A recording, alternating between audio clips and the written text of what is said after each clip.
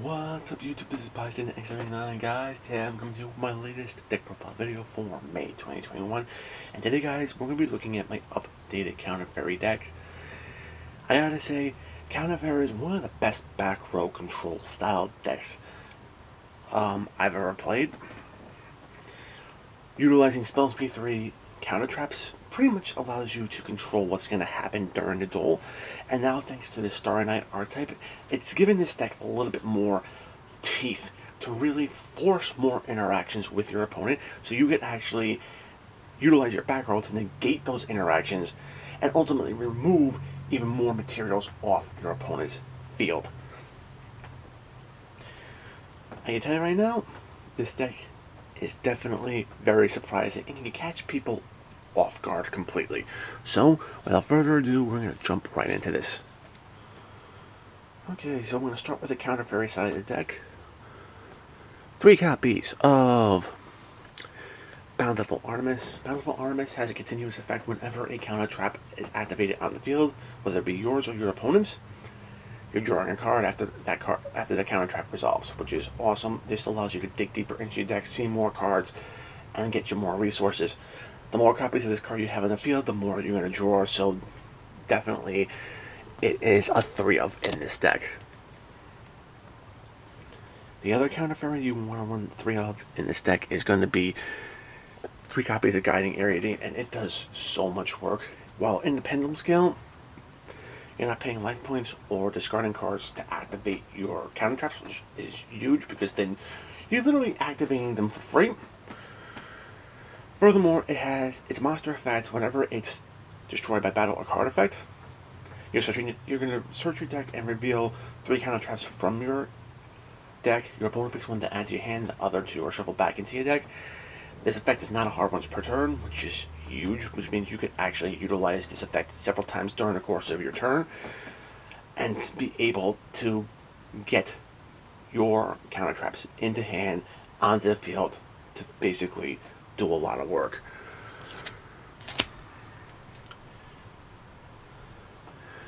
Next up, we have 2 copies of Luster, Pendulum, the Draco Slayer. Okay, we're not utilizing this card as a monster, we're primarily utilizing this card to keep it in the scale. Basically because this Pendulum effect allows you to basically target the other card you have in your Pendulum scale, pop it, which will trigger Guiding Ariadene's counter trap search, and not only that, but then you can also search out another copy of Guiding Ariadene on top of that. Then in your deck out by 2 cards does help out a lot, and since you're completing this scale with Luster Pendulum, you can actually Pendulum summon back that Guiding Ariadene to utilize that counter trap search again.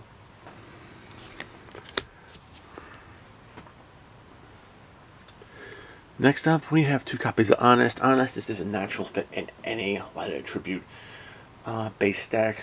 Pitch it during your damage step and basically increase the attack of your Light Attribute monster by the monster that's either attacking or the monster it's attacking. The Light Attribute monster is attacking itself, and you'll be able to swing over it. Very easy to trigger on this deck with a particular spell card as well. Next up, we have Barrier Statue of the Heavens. This card hits the field, it's locking both players into special summoning only Light Attribute monsters, and that can be kind of problematic based on the decks you're going to be facing in this meta. Just being able to do that is just amazing. Easy to get out of the deck, easy to protect, and just be able to force interactions. Alright, for the Starry Knights, we're going to be looking at Starry Night, Starry Dragon. Whenever this card is summoned, you're targeting a card in the field to destroy it. So if you're summoning this during your turn, target your Guiding Ariadene to get that counter trap search. If you're summoning it during your opponent's turn, definitely target one of your opponent's cards to take that resource off the field. Furthermore, it's protected against being destroyed by battle or card effects from Dark Attribute monsters, so automatically Dragon Lynx just have a hard time with this card. And furthermore, whenever this card attacks, it actually banishes a card it's attacking off the field, and it can gain an additional attack, so you can actually clear off a problematic monster and then swing right into your opponent.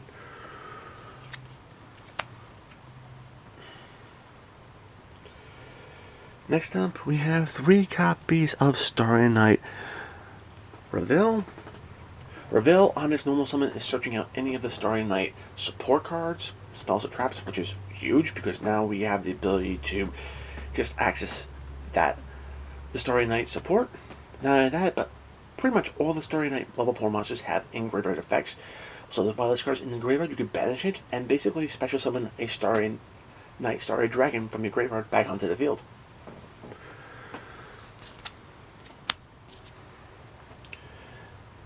Okay, and next up, we have 2 copies of Starry Night Flimvel. Flimvel is kind of like the Ghost Ogre of the archetype. Whenever your opponent's monster attacks or declares an attack, you can actually send this card from your hand to the graveyard or from the field to the graveyard, and special summon from your hand Starry Night Starry Dragon to the field. Starry Night Starry Dragon's effect will triple, forcing probably an effect from your opponent, which will then allow you to respond with one of your counter traps, allowing you to get multiple cards off your opponent's field, which is just huge.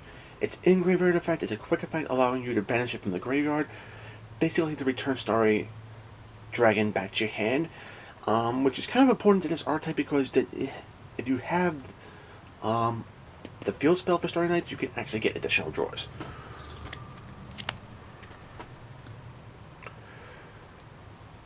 For the spells, 3 copies of Pot of Extravagance. This deck really doesn't need to extend into the extra deck all that much. It's there, you can use it. It's just additional draws for the deck. I mean, if you want to swap this out for a newer pot, you could. I just like this version of the card. Alright, next up we have 2 copies of Starry Night Bellfire. This is the Rhoda for the Starry Night archetype. Allows you to search out any of your level 4 Starry Night monsters or your Starry Night Starry Dragon. And if you happen to have this card, activate this card when you have no monsters on the field, you could actually be able to special summon a Starry Night Starry Dragon from your hand as well. So yeah, very awesome. We have Starry Night Ceremony. Ceremony is very awesome. On activation, you're searching out your Starry Night Starry Dragon. And then whenever your opponent activates a card effect, doesn't matter if it's their turn or your turn, you can special summon the Starry Night Starry Dragon right from your hand to the field. So it does a little extra work. Next up, we have 1 copy of the Starry Night Sky. This is the field spell. Like I mentioned before, whenever your Starry Night Starry Dragon is returned to your hand, you're going to be able to draw a card. Furthermore, this card also grants you an additional normal summon of a Starry Night monster, which is great, especially if you used your normal summon on one of your other counter fairies. You can actually get this card and get Revel on the field, which can get you more resources.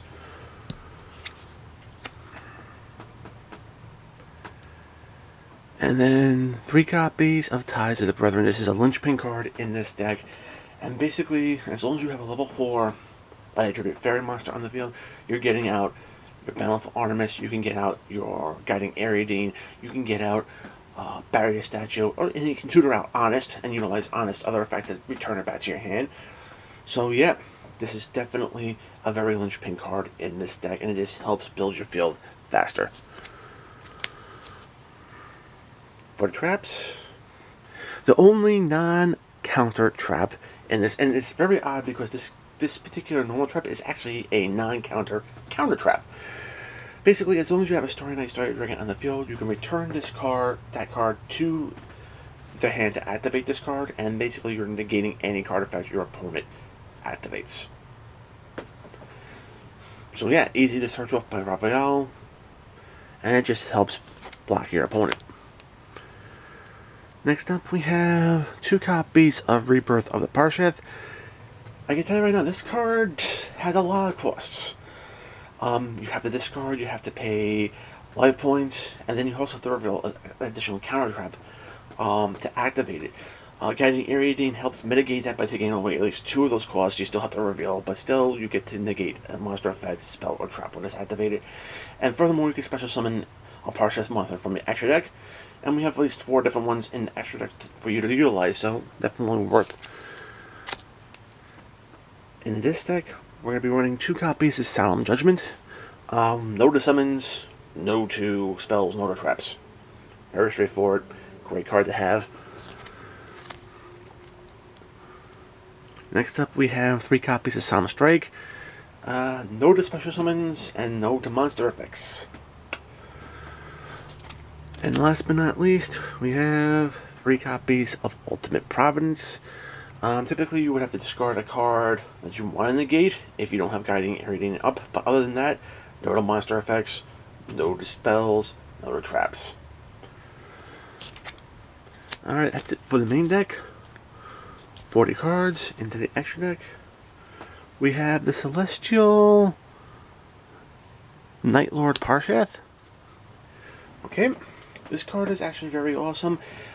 Link 3, but it's able to be summoned via Rebirth of Parshath, which is awesome. We'll open up at least 3 different zones so you can pendulum summon out of your extra deck. If you have multiple copies of Guiding Irradiating, that's a very good thing. This card also can be able to utilize an effect to special summon a fairy monster of a higher level. So if you don't like the barrier statue in maybe like the Eldritch matchup, you can always swap it out for maybe Archer or Christia and have an additional way to summon the card. Okay, I am running a Nightmare package here. Since we are running a lot of backrows that can deal with spells and traps, I figure we go more for the special summon monsters, so Nightmare Cerberus is a natural fit, and of course Unicorn can spin any card off the field. And that's pretty much it for the links. We do have 3 synchros, and that's basically 3 copies of Avenging Night Parshath. This is a synchro monster of Air Knight Parshath, and it can do piercing damage to a defense position monster on your opponent's side of the field, which is pretty awesome. Easy to summon off of Rebirth as well. And the rest of the extra deck is pretty much rank 4, so we're going to do Abyss Roller. Stress on graveyard effects, very important for this particular meta. Play Ghost of Emerald to help cycle back cards into your deck, draw additional card. 2 copies of Evil Swarm Exciton Knight. If your opponent controls more cards on the field and in their hands, you can actually just nuke their board. We're running the Utopia package because A, it is a light attribute monster, and just being able to swing big, very awesome. Number 41, Babushka, just for stall purposes. Number 60, Dugaris, additional draws, power boosting your monsters, or even special summon cards from your graveyard, just by giving things up on your following turn. And last but not least, Tornado Dragon, quick effect to help pop backrow.